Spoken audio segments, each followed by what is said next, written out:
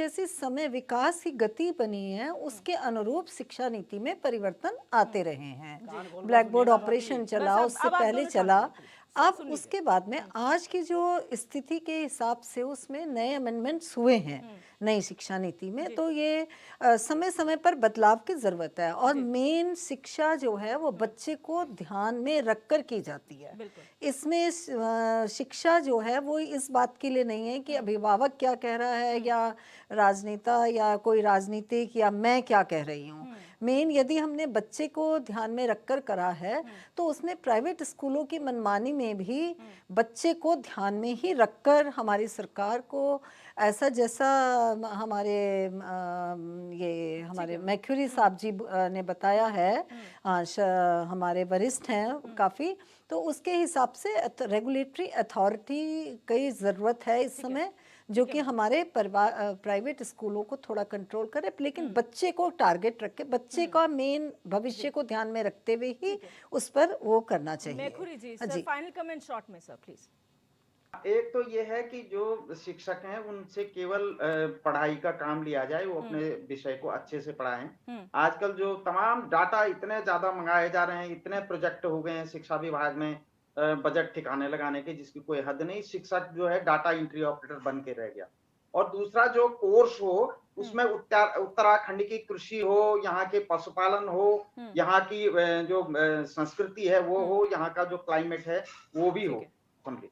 जी बिल्कुल, आप सभी मेहमानों का हमारे साथ जुड़ने के लिए बहुत बहुत शुक्रिया। तो आज इस चर्चा में हम जानने की कोशिश कर रहे थे कि आखिर जो मनमानी है कब रुकेगी और जो ये स्टेप लिया गया है सरकार द्वारा कितना कारगर साबित होगा। जो मनमानी तरीके से फीस वसूली की जा रही है उस पर कब कंट्रोल लगेगा और कितने और प्रयास करने की ज़रूरत है। फिलहाल क्वेश्चन आवर में मेरे साथ बस इतना ही। आप देखते रहिए HNN 24/7, जुनून सच दिखाने का।